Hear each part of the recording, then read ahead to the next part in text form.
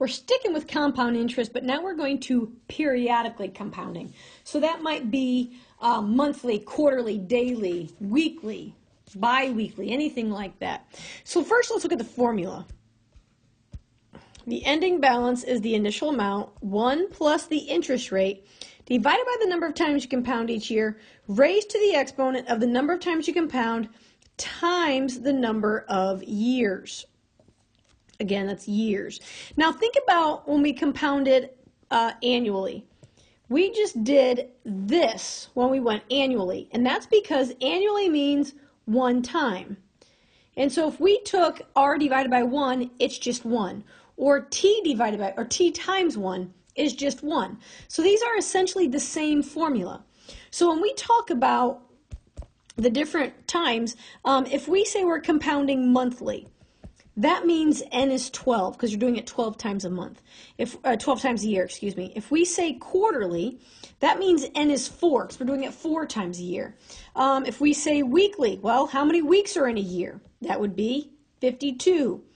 Daily, generally when we talk daily, we talk 365 days in a year. So really it's whatever word comes after the word compounding, that's how you find your value of n. So, for example, if $100 is invested for 3 years with an APR of 11%, compounded quarterly, that means n is 4.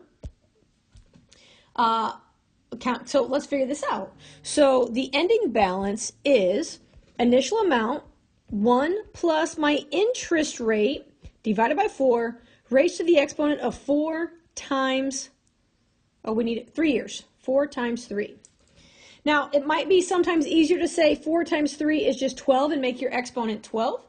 But either way, you should end up with $138.48. Now let's look at a different problem. $2,000 is invested at 6% for 8 years. Let's look at all the different ways we can compound. So first we're going quarterly. Quarterly means 4 times a year. So the balance is the initial amount, 1 plus our 6% divided by the 4, and then our exponent is 4 times 8. This yields 3,220.65. If you need calculator help, you can either email me or email your instructor. Get some calculator help. Monthly means n is 4.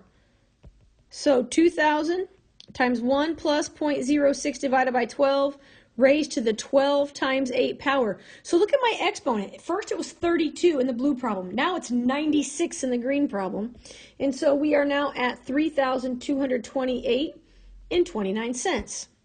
Let's go daily. Daily means that n is 365. So we're looking at 2,000 times 1 plus 0.06 divided by 365 raised to the 365 times 8. That's a large number. Super large number. And that gives me an answer of $3,232.02. Now, what do you see going A through C? Well, when we only did 4 times, we were at 3220. We go up to 12 times a year, we're at 3228. 3232. So the more you compound, the more interest you earn. And that should make sense logically because every time you compound, your balance grows a little bit. And then if it grows, then the next time you get interest, you're earning more interest, and it just grows and grows and grows and grows and grows. And that's what we're looking at. So given the choice between an account that compounds weekly and quarterly, what account would accrue more interest? Well, weekly would be 52, quarterly would be 4. So assuming all other factors are constant, weekly, come on, pen here, weekly would earn more interest because you're compounding more often. Your balance has a chance to grow bigger, quicker. All right, your grandmother bought you a $1,000 savings bond 15 years ago. It earned 0.1% interest compounded semi-annually. That's twice a year. How much will you get if you cash it out? So, ending balance. You started with $1,000.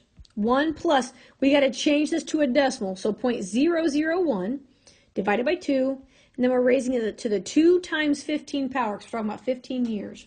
So 2 times 15, right, this is the same as just saying 30, if you want to do it that way.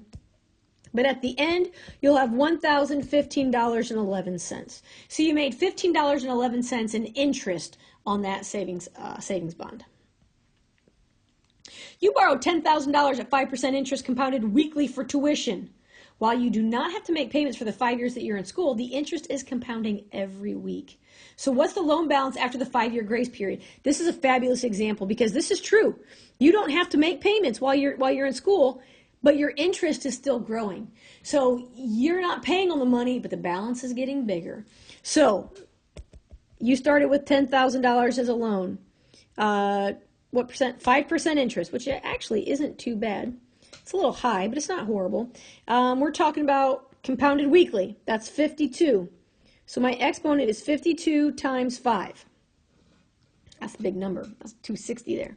Okay, so we plug it in. At the end of 5 years, you are going to owe $12,838.71. So that's an extra $2838.71 in interest because you simply took those 5 years, you didn't make any payments, which is fine. But by paying nothing, your interest just gets bigger and bigger. So even if you can't make large payments in that time, paying something might not be the most horrible idea. How much will a $27.50 investment be worth in 18 months if it earns 3% compounded monthly? Okay, so we're compounding monthly. Ooh, there should be an L in there. Huh. Okay, so $27.50, right? Our balance is 1 plus 0.03% divided by 12, and we're going to raise that to the 18th power because it's 18 months.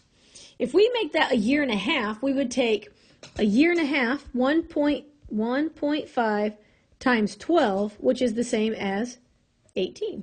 So either way, we end up with an 18 up there.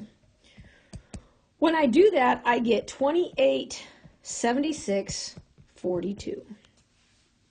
And there you go.